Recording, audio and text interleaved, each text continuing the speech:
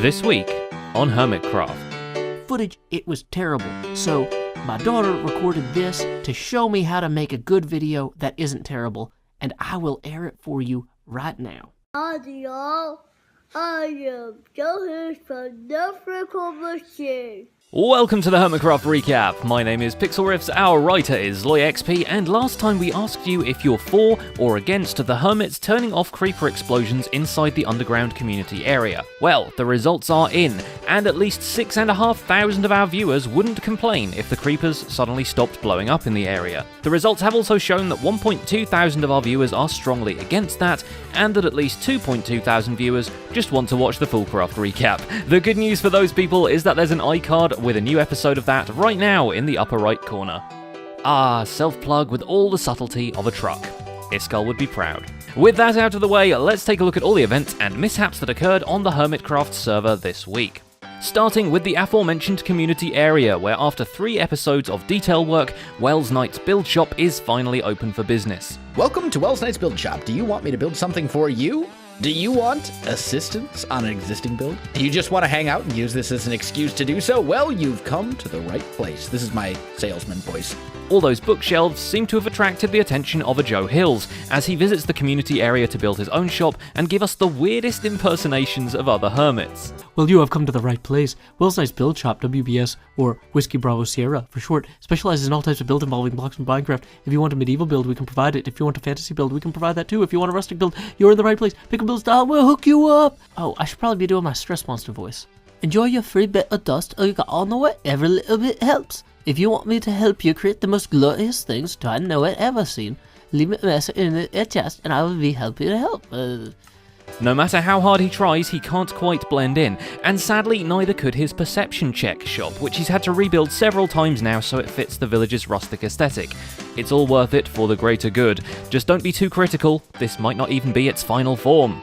In other news, XB Crafted finally gets around to choosing a plot thanks to Scar showing him around, and PythonGB starts a very fitting explosives delivery/demolition service, because if the creepers won't stop exploding, you might as well join them. We also provide a demolition service, fit for those who want a build, piece of terrain, or someone else blown up. Now that I think about it, Iskall never got back to us about assassinating zombie Cleo, so Python, call us sometime, we might have something to talk about.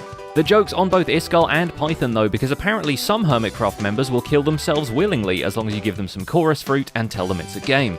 This time, however, it really is a game, developed by Tango and finally functional Chorus Chaos, now tested by False, Azuma, Zedaf, and Mr. Tech himself. There isn't wool in the game, there's only string, so you've got to collect string to craft wool blocks, and then you've also got to collect dye to dye those wool blocks your particular colour. Now, string is available on floor 4, 3, and 2, and dye is available on floor 1. However, the only way you can traverse the entire tower is with chorus fruit. The 4 of them record 8 different rounds of Chorus Chaos, each member uploading 2 different games to their respective channels, so you still get 4 completely original episodes, and we get a bunch of material for a highlight video. You know, once you've had time to watch all of them anyway. Over at his own base, Tango Tech continues the transformation of the landscape into something wicked and twisted by placing an absolute metric buttload of netherrack. Looks like he ain't rack-a-lackin' no more. Those useless blazes he got will feel right at home. We have an announcement, and that is that on October... It's a highly trained guest, by the way. I've trained him to not attack me. Iskall happens to work on a Hellforge of sorts too when he returns to Fred the MOBA Kingdom minigame. If only to add more lore to the orc side, Iskall grinds into a nearby mountain overlooking the camp and digs out a place for the orcs to create new orcs with, being inspired by the way the Uruk-hai in Lord of the Rings were formed inside of a giant hole. That's what I'm trying to say. Oh, baby. Now we're talking. Fred gets a little prettier in the middle too, thanks to Stress Monster feeling compelled to outweigh the horror of orc mines with a lush and detailed riverbed separating the sides. I'm not entirely sure what he's planning on doing in this bit. Gold knows. Gold knows! But that is now done. The front of it is now done. Doesn't it look gorgeous? This keeps her busy away from home though, and gives the Convex a perfect opportunity for some high-pitched shenanigans. Cub and Scar once again don the heads of Vex to spread the mischief and crank up the X-Files music, because they make a flying saucer right atop Stress's giant statue, seemingly raising it from the swamp with a tractor beam. The aliens are of course cows, and the tractor beams are of course beacons. On top of that, the convicts now have their own base. Well, not on top of that geographically, it's on top of Cub Fan's villager trading room, and behind a bunch of secret entrances. And one thing I want to point out that Cub did very well was if you look at the Vex here, Cub, hold still, let me show the viewers. You can see on Cub's screen, is the Vex have like a slightly different tone to their white. And so Cub added the 2 tones there, which is genius, and it really brings out the detail in the beautiful, luxurious face of the Vex. Outside of that, Cub's week consisted of casually slaughtering a bunch of wither bosses, going through custom hermit-specific advancements, and building what he has named a cactus shack. Cactus shack, cactus shack, didn't ever expect cactus shack, yeah. Oh, there's a note from our writer here.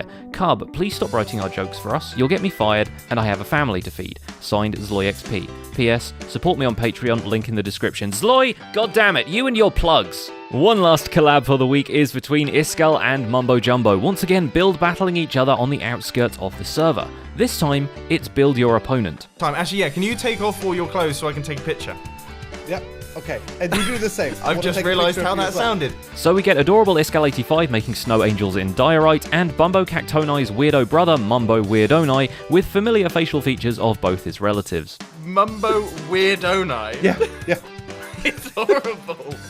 This is gonna haunt. I saw it in the cinemas last night, and I'm more scared of this. This is terrifying. Back at his base, Mumbo finishes the villager trading hall and its automated system of people killing, builds the most efficient pumpkin and melon farm that he knows, and expands the AFK platform of the mob grinder so it's harder to get blown off by the wind up there. No news on the fate of his previous villager trading hall, since Wells Knight is still too busy giving proper walls to his giant cathedral. Of course, once the walls are up, you need some way of getting in, so he builds an ornate entrance with a giant door for giant people. Vintage Beef is also doing the work in the grounds of his jungle castle, raising a blacksmith and a bunch of houses. Apparently the castle wasn't feeling royal enough without pets though, because he goes out in search of horses and llamas, because llamas are royal as heck. Eventually he finds the horses he's been looking for, literally at the edge of the world. Why is there a world border? There's brown horses! Oh my gosh, we're gonna have a horse of every color here. This is Horse Island. I didn't know, I think I remember reading that there was a border, but I don't remember it being so close. And since they're on an island, he's got to bring them back through the nether, which gets complicated. Oh, I can't even see.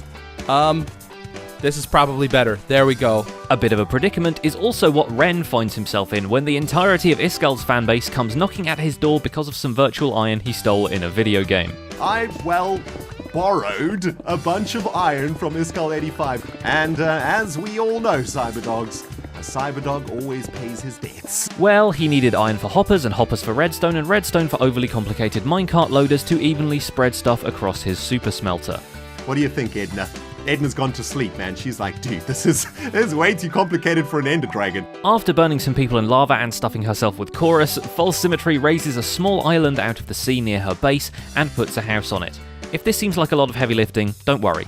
It's a lighthouse. Well, this sort of is a reference to another game I played. For those that have watched my Life is Strange series, this is sort of very Life is Strange with the lighthouse in the middle. Well, off there. I guess the lighthouse should be on here, really. But while ships won't crash into her base anymore, they might ram right through iJevons, which would be a real shame now that Jevon has installed some nice and cozy medieval times stone interiors. And finally there's Azuma Void at his island in the middle of the ocean, which puts him in a perfect spot to make a passive mob farm, which he did.